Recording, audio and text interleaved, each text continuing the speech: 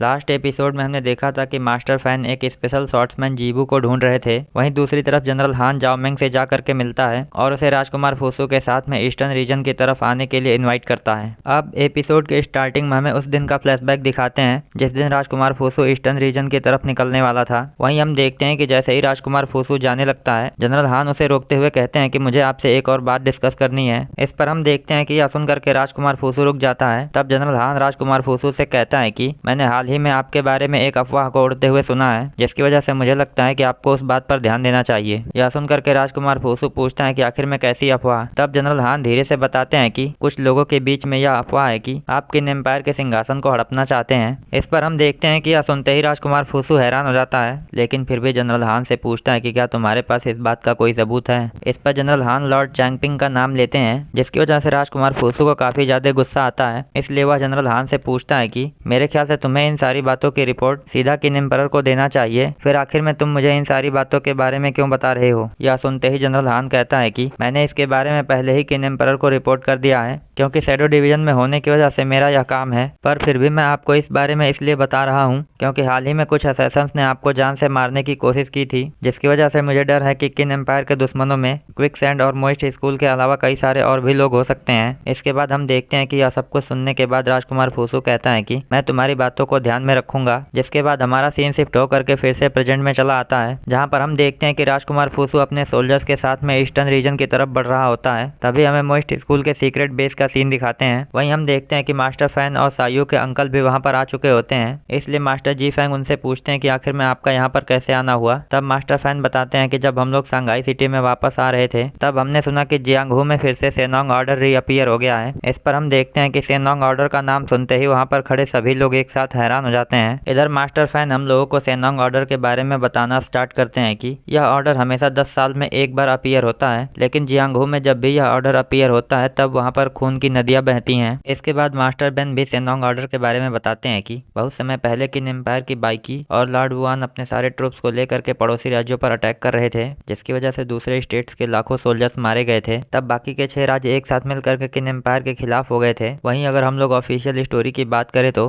बाइकी ने उस समय के किन एम्पायर के कमांड को अचानक से जाओ स्टेट पर अटैक करने से मना कर देता है, जिसकी वजह से उसको जबरदस्ती सुसाइड करने के लिए मजबूर कर दिया गया। हालांकि उस समय के अधिकतर लोगों को यह भी नहीं पता था कि पीजेंट स्कूल के पुराने लीडर ने सेनोंग ऑर्डर को इशू किया था ताकि वह पीजेंट स्कूल के 6 एल्डर्स को एक साथ इकट्ठा कर सके। वहीं इन्हीं 6 लोगों की वजह से बाइकी को सुसाइड करना पड़ा था। इधर अब प्रेजेंट में मास्टर बेन मास्टर फैन से पूछते हैं कि एक्चुअल में तुम जो कह रहे हो वह इम्पॉसिबल है, क्योंकि पिछले 800 सालों से पीजेंट स्कूल का लीडर जियाकुई है, जिसकी वजह से वह अकेला ऐसा इंसान है जो सेनोंग ऑर्डर को इशू कर सकता है। ऊपर से जियाकुई 3 साल पहले बहुत ही अजीब तरीके से मर गया है, जिसके बाद पीजेंट स्कूल ने अब तक अपना लीडर नहीं चुना है। इसलिए बिना किसी लीडर के सेनोंग ऑर्डर कैसे इशू हो सकता है। इधर हम देखते हैं कि यह सब कुछ सुन करके गाओ जियानली कहता है कि मेरे ख्याल से सिचुएशन हमारी समझ से भी ज्यादा खराब है। तभी शायू के अंकल बताते हैं कि इन लोगों को रास्ते में पता चला है कि पीजेंट स्कूल के लोग ईस्टर्न रीजन में इकट्ठा हो रहे हैं, जिसकी वजह से ऐसा लग रहा है कि पीजेंट स्कूल के 6 हॉल ने वहां पर आर्मी को ही भेज दिया हो। इसके बाद मास्टर जी फैंग कहते हैं कि आखिर में इस समय सेनोंग ऑर्डर के अपीयर होने का क्या मतलब हो सकता है। इसके बाद हमारा सीन शिफ्ट होकर के फिर से जनरल हान पर आ जाता है, जहाँ पर हम देखते हैं कि राजकुमार फूसू को ज्वाइन करने के लिए वहाँ पर जाओमिंग भी आ चुकी होती है, जिसकी वजह से जनरल हान अपने सोल्जर्स और जाओमिंग को साथ लेकर के आगे बढ़ जाता है। वहीं दूसरी तरफ हम देखते हैं कि ब्लेड मास्टर गाइनी वेई जुआंग और मास्टर जाओ याओ भी ईस्टर्न रीजन की तरफ बढ़ने लगे हैं, लेकिन हम देखते हैं कि अचानक से मास्टर जाओ याओ ब्लेड मास्टर गाइनी और वेई जुआंग से अलग हो जाते हैं। तभी हमारा सीन शिफ्ट होकर के सेंगी के ऊपर चला आता है, जहाँ पर हम देखते हैं कि अब सेंगी को भी सेनोंग ऑर्डर के बारे में पता चल चुका होता है, जिसकी वजह से वह भी ईस्टर्न रीजन की तरफ जाने के लिए तैयार हो जाता है। इसके बाद हमारा सीन शिफ्ट होकर के ब्लेड मास्टर गाइनी और वेई जुआंग के ऊपर आता है। वहीं हम देखते हैं कि ये लोग जिस जगह से आगे बढ़ रहे होते हैं वह जगह बहुत ही बेकार कंडीशन में होती है, क्योंकि इस जगह पर हम देखते हैं कि ढेर सारे लोगों को जान से मार दिया गया होता है। तभी वेई जुआंग अचानक से ब्लेड मास्टर गाइनी से पूछता है आखिर में किन एम्परर यिनजंग किस तरह का इंसान है। इस पर ब्लेड मास्टर गाइनी कहते हैं कि किन एम्परर को मैं शब्दों में डिस्क्राइब नहीं कर सकता हूँ। यह सुनकर के वेई जुआंग पूछता है तो फिर तुम उसे कैसे जज करोगे। तब ब्लेड मास्टर गाइनी बताते हैं कि मेरे ख्याल से किन एम्परर एक ऐसा इंसान है जिसका कोई दूसरा इंसान बराबरी नहीं कर सकता है। इधर वेई जुआंग यह सुनते ही कहता है कि ऐसा लगता है कि तुम एम्परर यिनजंग से कुछ ज्यादा ही इम्प्रेस हो। तब ब्लेड मास्टर गाइनी बताते हैं कि नहीं, ऐसी बात नहीं है। मेरे कहने का मतलब यह है कि किन एम्परर ने पूरे एम्पायर को अकेले ही खड़ा किया है, लेकिन फिर भी एम्परर यिनजंग और उसका एम्पायर जरूर हार जाएगा। तब वेई जुआंग कहता है कि आखिर में वह कैसे हारेगा। इस पर ब्लेड मास्टर गाइनी कहते हैं कि भले ही एम्परर यिनजंग इस समय पर सबसे ज्यादा पावरफुल पर्सन है, लेकिन अकेले होने के बावजूद भी उसके खिलाफ कई सारे लोग हैं, जिसकी वजह से जब भी वह मर जाएगा तब कोई दूसरा इंसान ऐसा नहीं है जो उसके एम्पायर को संभाल सके। और वेई जुआंग, मेरे ख्याल से तुम भी यह जानते हो कि कोई इंसान अमर पैदा नहीं होता है।